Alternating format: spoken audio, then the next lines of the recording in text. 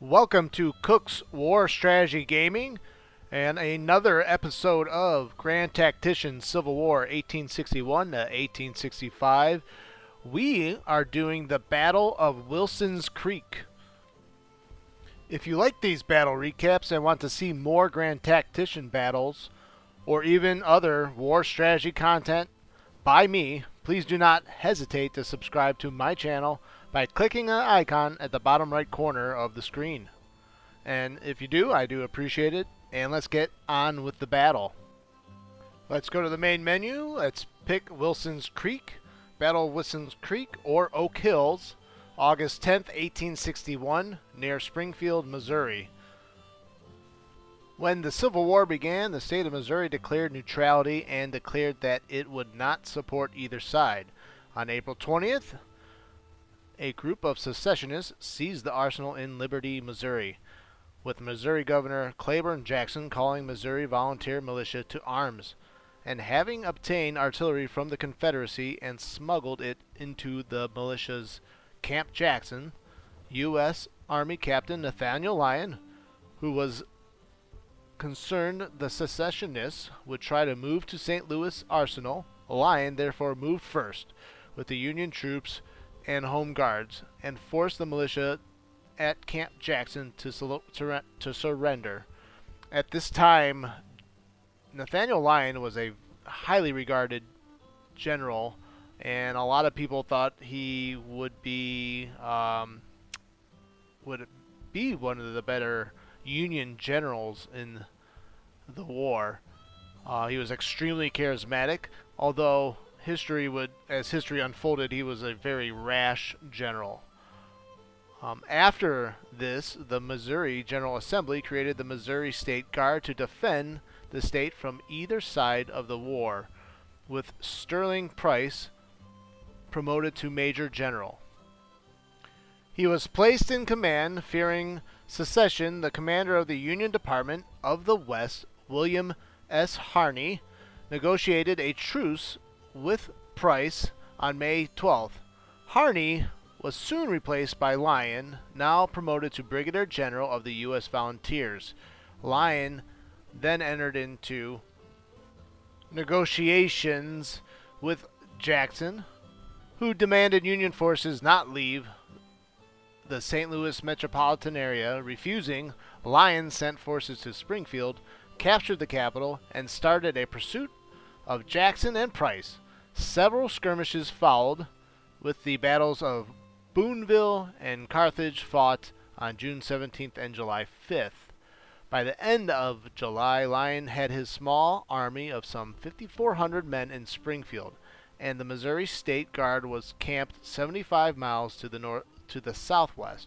Price received reinforcements from the Confederacy under Brigadier General Benjamin McCulloch, and the state of Arkansas under Brigadier General Nicholas B. Pierce.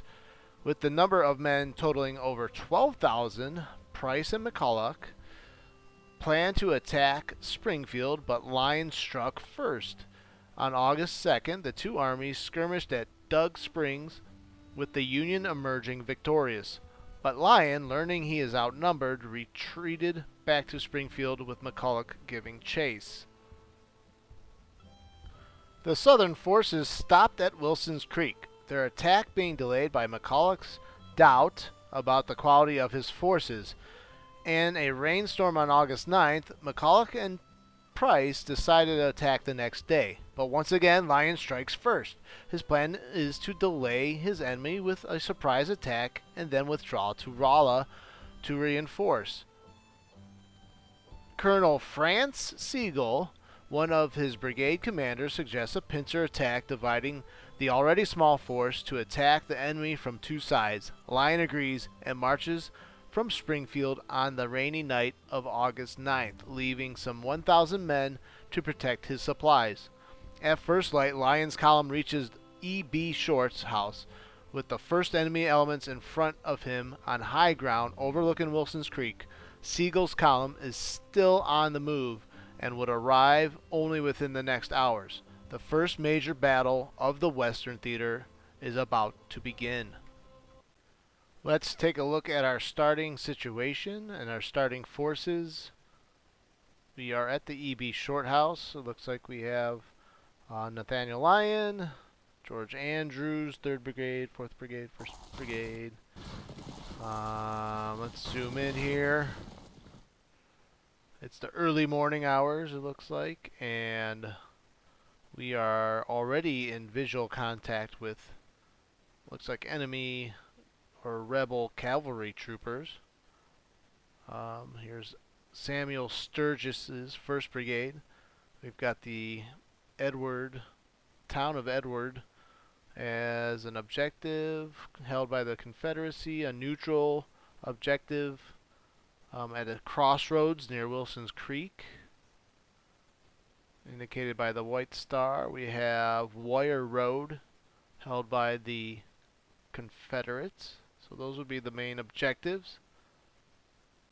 So I think what I want to do here is just drive these rebel cavalry that seem to be screening their main force. I'm just going to try to outflank them on either side down the creek. I may even take a brigade and cross at Gibson's Mill towards the Wire Road, because Sigel should be coming with reinforcements. Let's review the battlefield a little bit more. We have a bridge near the Edward House that crosses Wilson's Creek. There's obviously the Gibson's Mill, where I might attempt a crossing there. The creek is fordable, and there's a cavalry screen in front of me in the wee morning hours of 5 a.m. at Wilson's Creek. I will probably just try to brush them off to the side, so nothing overly complicated at the moment.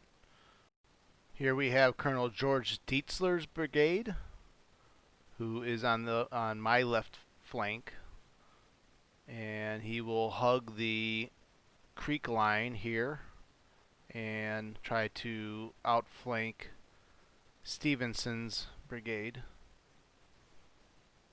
In the center we have Major George Andrews, and I'm going to try to do a sweeping flank attack around the Confederate left here. So Andrews, even though he's in the center, will try to sweep to his right, and Sturgis's brigade will go on the far right, or completely outflank the Confederate left there, and see if that can just at least dislodge them from their position, maybe without even a fight. And we already have movement from the rebel forces, so it does look like the rebels are retreating, or I really shouldn't call it a retreat. The cavalry was probably there just to screen the front and reconnoiter in the front. So they are advancing down the road towards the Edwards house and that crossing there at Wilson's Creek. Let's actually try to bring a couple units over to the bluffs here, looking over the creek. Let's take a closer look at the rebels. And they are skedaddling. Now they just formed a line. And it looks like they're moving away again, so kind of touch and go right now. So now I'm able to keep Dietzler's brigade hugging the creek, and the other brigades can keep moving towards the Confederate left flank. But to be honest, I don't really know exactly how far their line extends, because right now I just seem to found the elements of their cavalry screen that is retreating back to what I would assume is the main Confederate position. So as daylight unfolds, I will get a better picture of the rebel dispositions, which I imagine they're all around the crossroads near the Edwards Ford. I don't know if that's a Edwards house. There's a Wynn house right by the bridge there. And you can see some artillery now spotted and some formed infantry spotted at the Wynn house. So there are rebel forces identified across Wilson's Creek. So the flanking maneuver is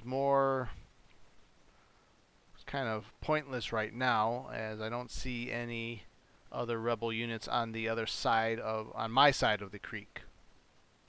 So let's start moving units on my center and right over to this high ground overlooking the Edwards house and the Wynn house on the other side of the creek. So it looks like the rebels are going to concede the high ground to me, as far as I can see, overlooking the creek, which is good news. Let's try to get Dietzler's brigade across the river or the creek right here, and we can kind of use that hill to his left with the forest as kind of a anchor to his flank. So I just have to be careful that there's no rebel units in that area. That could outflank Dietzler's position. So, but as I see no units in this field at Gibson's Mill, this might be a good opportunity to just get across unopposed, and that way I have some units to occupy the rebels on that side of the river, while the two other brigades will swing over to the crossings or to the Edwards house. Ultimately, I want something like this, and with Sigel coming from over from the east, we can maybe trap these rebels over here at the Wynn house. And it looks like Sigel's men have arrived on the field, and we will start marching them over and out, hopefully completely catch the rebels off guard and by surprise. We'll take that victory objective at that crossroads near Wilson's Creek, and then try to get in and around the rebels stationed at the Wynn house. Still have not crossed Gibson's Mill, and we might actually use Andrews to get across now. Alright, let's see how this all plays out. So let's bring Sturgis right over here to this to these cliffs, I guess. Not to this bluff overlooking Wilson's Creek, and they can set up, and maybe if I can get there without any opposition, I can start unloading artillery onto the men at over across the creek. It is still only 6 a.m. battle time. Let's speed things up. So we can see Sigel's men at the bottom right corner of the map moving down the road there. We've got men from Sturgis's brigade moving down the road towards the rebel positions across the creek. And oh, here's the first sounds of guns now. I was just about to say they're relatively unopposed, but the Confederates have made themselves known that they will challenge us here at the crossing at the creek. So this is Dietzler's brigade getting into position across the creek. They did not make a crossing to the other side yet. I've opted to play it a little bit safer, and with Sigel's men in the rear of their position, they can kind of hang out here, maybe try to get some artillery in position and just maybe even hold that, actually holding the rebels here while Sigel comes into their rear is might be a good strategy. Although I feel like I am going to have to cross on this lower level area at this area right here below Gibson's Mill. I just got to get Sturgis's men and Andrews' brigade into position. So Dietzler will hold that position there. Here's Sigel's men unopposed. There's no rebels guarding this rear road. So they are marching very quickly into position. We see a lot of rebel troops, though, guarding Wilson's Creek at the Manley House and Edwards House. And they have some men across the creek on my side of the creek. So we'll see how much of a fight they're willing to put up. Although they're in a really bad position, they are taking the position on below the heights. So they are yielding the high ground to me, which I find interesting.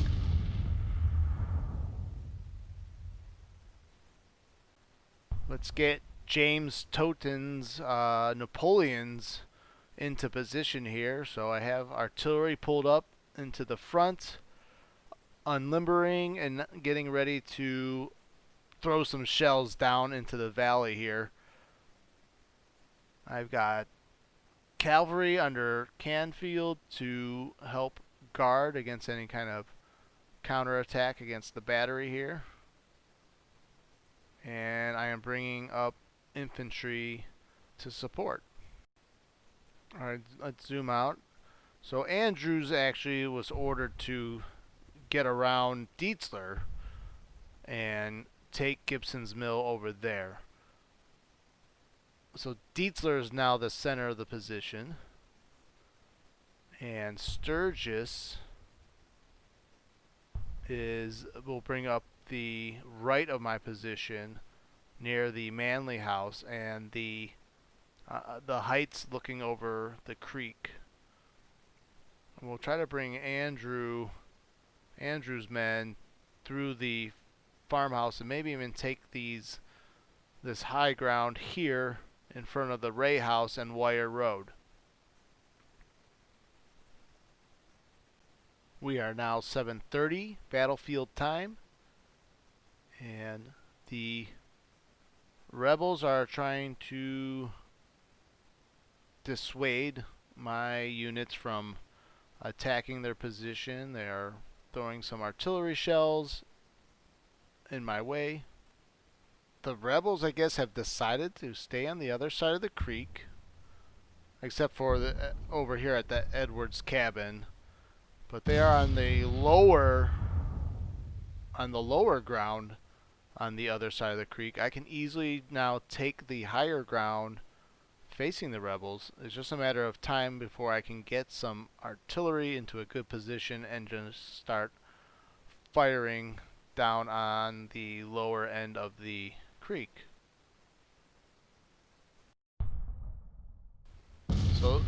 So some thunderous cannon firing by the rebels. Does not seem to be doing too much damage to my men. We're going to bring in Wood's unmounted cavalry down the slope here and try to take out that rebel artillery the best I can. We finally hear some rifle firing. There are Wood's cavalrymen opening fire on the rebel artillery across the river.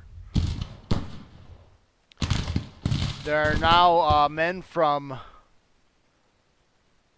I think that's Andrews' brigade coming up the road now, flanking that artillery position. Although they are being covered by rebel infantry brigades, and there's some more actually being spotted.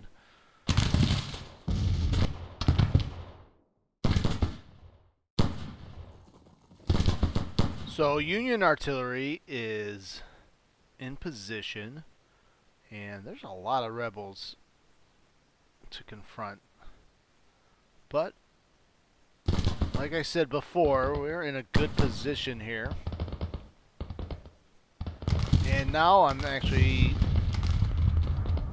taking the rebels from their right flank, which I thought that I was going to have to take them from their left flank, but this might actually be a better situation.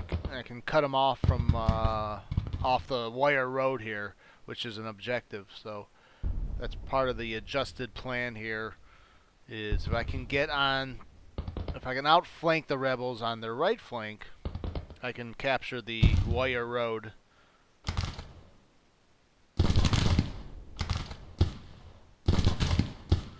Now it does look like an awful lot of rebel troops now on my right flank, so I need to be concerned about my right flank now, since I pulled troops off there. But that's where Sigel comes into play, as he is forming up his men in the rebel rear.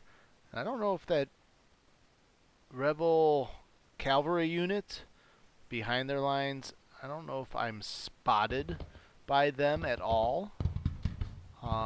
It looks like they're adjusting maybe slightly to the presence of Sigel in the rear. But again, I am outnumbered in this scenario.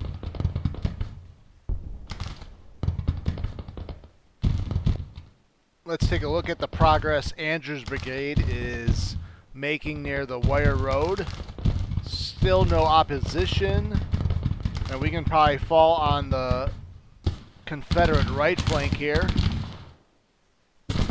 Wood's cavalry detachment is holding the rebels and forcing their artillery into retreat.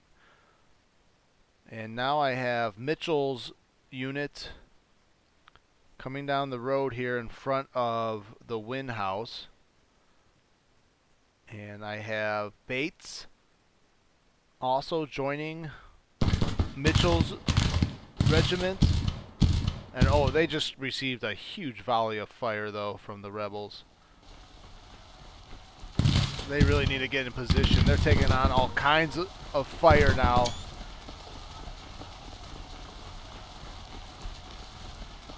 So they were caught on the march getting hit. I probably should have formed them up. Now there's kind of a melee going on, so all kinds of aggressive fighting here going on right now.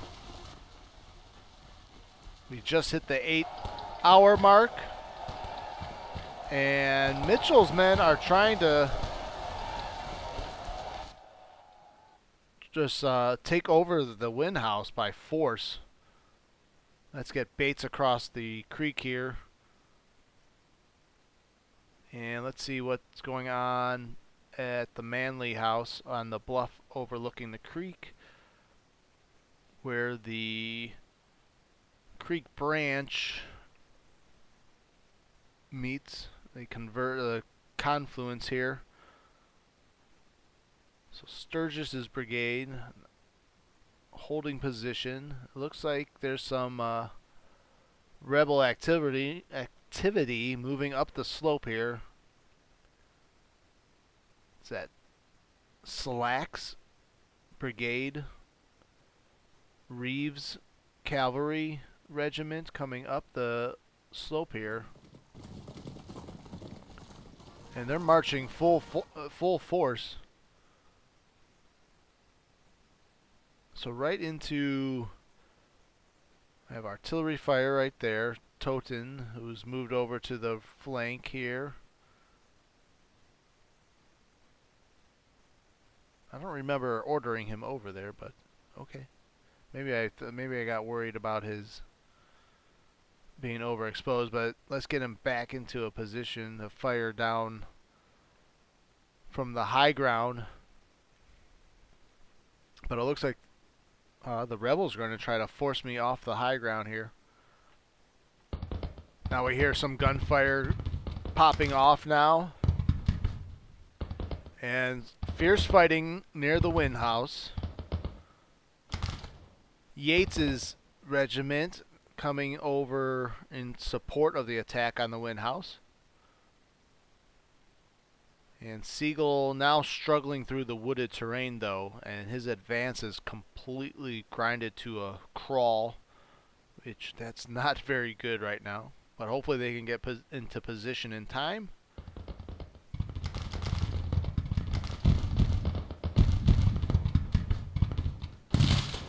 So heavy fighting continuing around the Wind House. Yates's men trying to be brought up, but they are being very sluggish and slow to respond.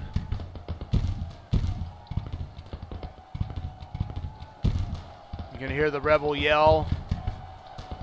All kinds of chaos of the battle.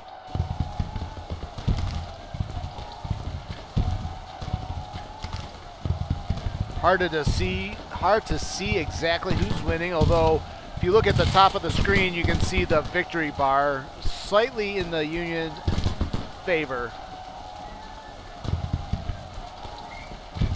And it looks like the Union troops are advancing. Oh, but Robert Mitchell is wounded in action.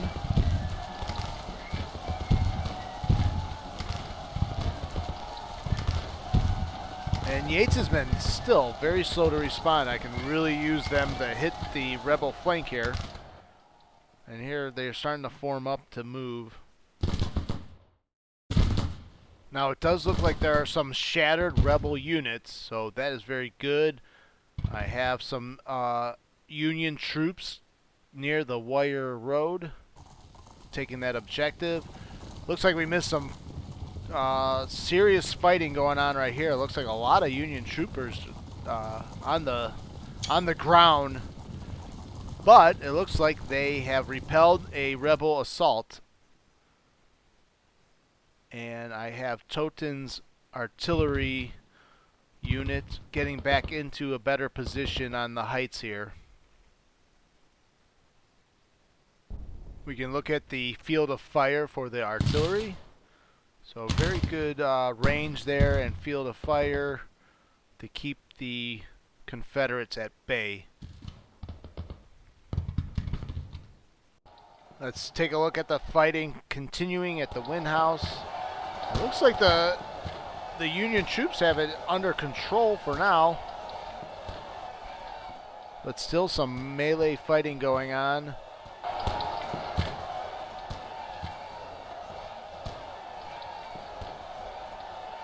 Can't seem to dislodge this one rebel unit here. Yates regiment having a little bit of trouble. Looks like they're still in good cohesion, well rested.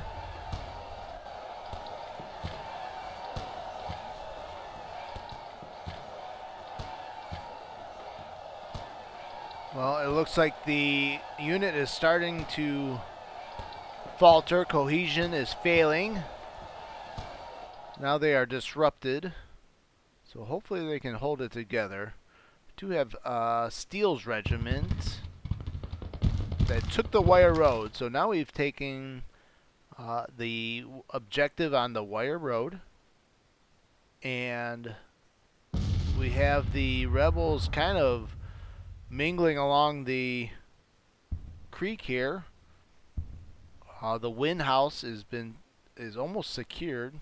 I've got Sigel in the rear. Now, it looks like they're sending some cavalry over now. It looks like Sigel's been detected, and they might be starting to address that situation.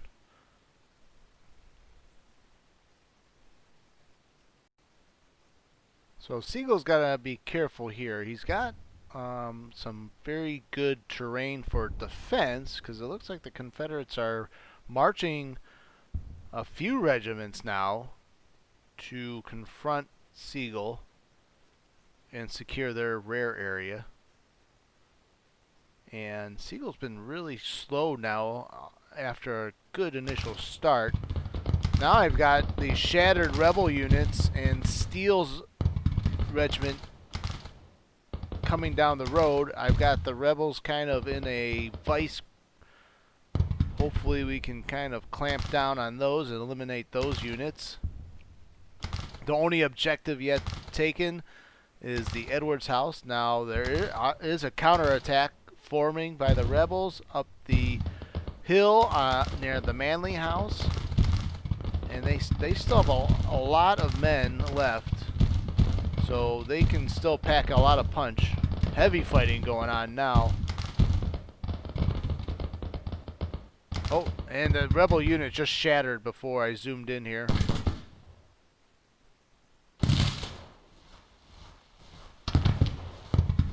So heavy firing from the Union troops, and now you see a lot of dead rebel units on the battlefield.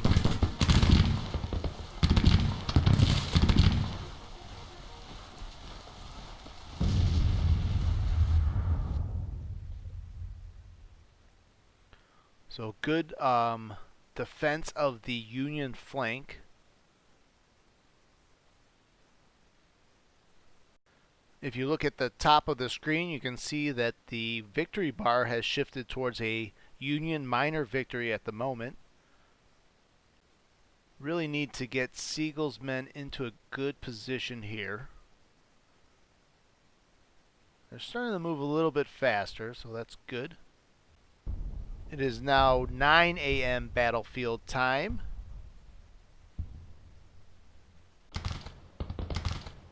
Now I'm trying to go and get some more units back across the creek, as the Confederates look to be retreating towards retreating behind Edwards' house and defending that objective. So that's one of the objectives I still need to take in the battle, is the Edwards house. They still have a lot of units, and I am outnumbered, but I have flanked their position. Ooh, there's some rebel units appearing that I did not see in the fog of war. What I don't like are these rebel units that break and retreat and then get behind your main line and reform. Kind of, I wish there is or I think there should be some sort of like surrender feature or capture feature, because those units behind me at the Ray house in the upper right corner there, they shouldn't be causing so much problems, but they're stalling my advance. Some more fighting around the Manley house, around the hill there. Dietzler's brigade moving forward.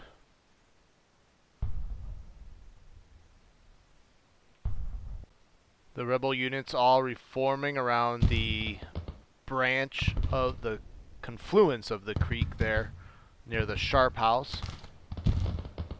Trying to get Sigel into position for an attack on the flank. He's still sluggishly moving through the wooded terrain here. The slow advance of Sigel in the woods here has allowed the rebels to move some units into a defensive position. He was making good movement earlier in the day. Man, if I can just get to all those rebel units just milling around there at the confluence of the creek, it's like shooting, it would be like shooting fish in a barrel. Look at them all just kind of, they look like they're floundering. But they keep sending in units to block my advance, so it's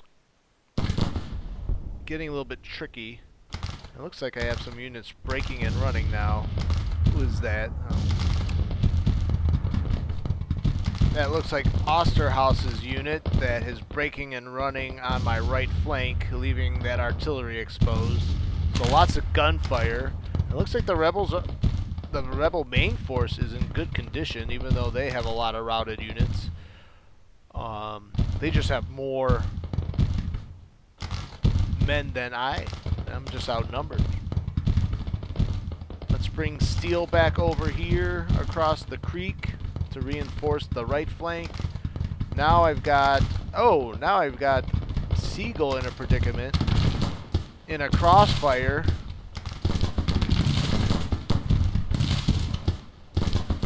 So Sigel has the high ground in wooded terrain, but now his units are in a crossfire as the rebels bring up artillery and infantry to address their flank. Let's bring Carr up here and unmount the cavalry.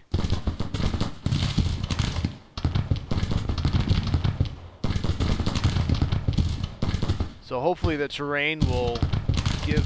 Now I can outflank this unit with Carr. Still have a... Now it's back to an indecisive victory. So I've lost the minor victory rating. Lots of firing. Lots of heavy fighting right now over here with Sigel's men. The unit's condition is stable, so that's good. Hopefully they stay that way. The main force is having a little bit of difficulty on the right flank as the artillery on my right flank is trying to fend off Kelly's unit just broke. The rebel unit up to the north there, up or on the top of the map.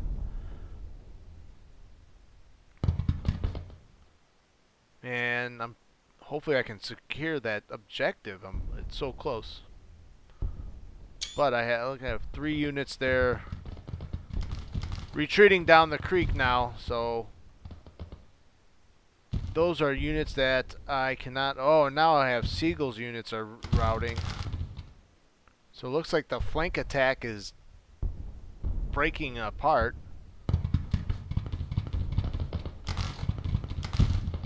Let's try to get Yates' men who have fought valiantly all day. Let's see if they can secure the situation. We'll try to bring them up. I've got these weaker cavalry units unmounted, trying to guard the left flank, Sigel's left flank. And now I have Solomon's unit here of Sigel's brigade, who's the main force right now with 500 men trying to fend off what looks to be a rebel counterattack to secure his rear. I just don't have enough men to make this attack successful. Although I've just achieved major victory level, according to the top of the screen on the victory bar there. Let's see if we can hold on to the major victory. Now I see some rebel units on the right-hand side of the screen moving up to outflank Sigel's position there. Although I finally got some Union troops over here. Is that Yates' brigade? Let's take a look. What do we got going here? Yeah, Yates. Yates trying to come to the rescue for Sigel. I got Mitchell's unit. Mitchell wounded in action. But the colonel or captain that's taken over that unit is trying to get across the creek and secure Edward's cabin. But the rebels are not going to have any of Theodore Yates. They're not going to allow him to just gracefully come over to Sigel's aid. See, I have Steele's unit over here. They're in confident condition. Let's see if they can get over into position to help those men out. Oh no, and Yates' unit just broke and ran. Oh no. Denied by the rebel cavalry troopers that are dismounted. Very disheartening. Now the battle is indecisive. I don't know if the Union troops have any more, or how much more they have left in them. And Sigel is being surrounded as we speak, so the flank attack being flanked itself, the early success of the Union Army at Wilson's Creek is crumbling. Let's see if we can try to retreat back to even higher ground, although I feel like that's going to be very difficult in the face of all these rebel units. There's 1, 2, 3, 4, 5 infantry units. They must have been just hiding down the ravine of the creek there, out of sight from Sigel and the Union forces. I didn't realize they had that many. Or maybe they just pulled them back from the Edwards house, and now we have a strong rebel defensive line now formed from the Edwards house to Sigel's flank attack. I have Steele's unit now trying to get into position here to at least prevent a counterattack. Maybe I can hold this position and eke out a stalemate. It looks like the rebels have brought up their own artillery, and you see the flashes from the muzzles of the rebel cannon into my units there on the hill. But it looks like they're holding firm and have stabilized that situation.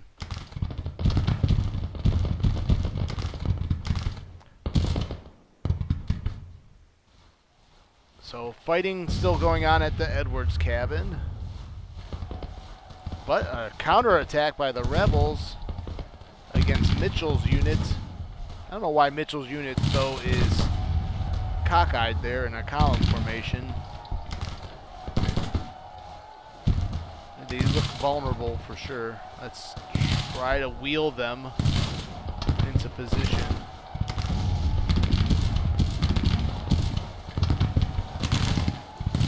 And the rebels are breaking off their attack there at Edwards' cabin. They still secure the cabin, though, and that position. See, now that rebel unit, I can't really get the name of it, but they have reformed in my rear, which is very irritating since they had routed earlier in the day. Looks like Yates might be able to reform. That would be beneficial. And the Edwards cabin has fallen to my Union troops, but Sigel is still got his hands full now. His flank attack has blown up, literally blown up in his face. His meager cavalry troopers guarding the flank are no match for the formed infantry battalions of the rebels. Trying to order Sigel back, but he is not moving at all right now. Must be stunned. Stunned in disbelief. Did not realize that he was that outnumbered. So they're trying to get back. Plus they're going back uphill, though the Confederates seem to be having no problem getting up the hill now. It is now almost 10:30 battlefield time, and Sigel's situation does not get any better. He is almost completely surrounded. Alright, now I'm showing a major victory if you look up at the top of the screen. So even with Sigel being surrounded, the Union may score a major victory. At the very least, the flank attack diverted all the rebel units over to Sigel and to occupy him, allowing the Union forces to control the main crossing of the creek at the Edwards cabin and Wynn House.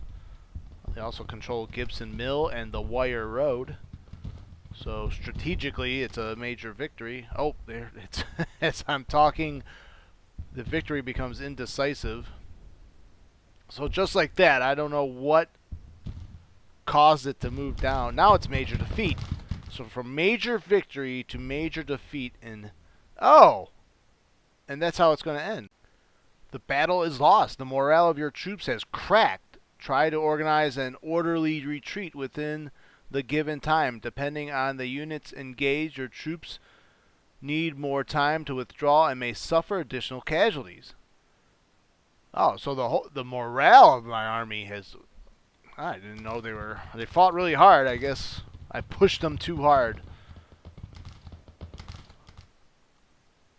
So, well, I guess the only thing I'm trying to do is get Sigel out of the mess he's in. Oh, he's completely cracked. I guess Mitt fights with Sigel and Mitt runs with Sigel. I guess that's how that works. So as Sigel goes, the army goes in Wilson's Creek.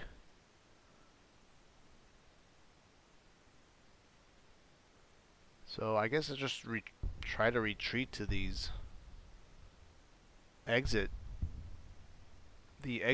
markers on the map here. I want to say exit hexes. I'm so used to hex-based battles. The exit hex. It's not an exit hex. That's just the exit. Map exit. We'll try to say that. Map exit. So snapping defeat out of the jaws of victory this time for the Union at Wilson's Creek. Very disappointing. Let's try to save the army. It doesn't look like the rebels are advancing too hard. Only against the routing units of Sigel's brigade. He was wounded too. So that must have been the morale killing tipping point, was the loss of Sigel.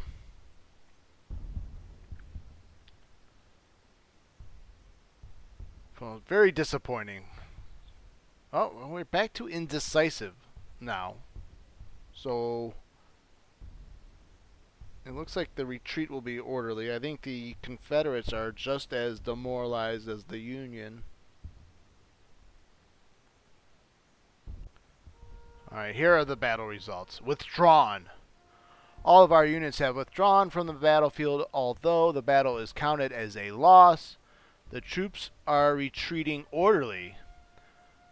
We've lost almost 1,700 infantry to their 2,600, so we inflicted more damage on them. We lost 345 to their 200. Only lost one gun. They lost 5 guns. Total of 2,000 to their 2,900. So it's about 900 man difference. It looks like the casualties are calculated a little bit more accurately than the Bull Run battle. There have been subsequent updates since I've done the Wilson's Creek battle. So on the next battle that I will do in the series, we should be updated as of October 7th. So it'll be interesting when I do fire up another Grand Tactician battle to see the updates they have done, because it's been a little while. Well, this was Cook's War Strategy Gaming and the Grand Tactician Civil War, Battle of Wilson's Creek. I do appreciate your views and your subscriptions, and I hope you enjoyed my video. Thank you.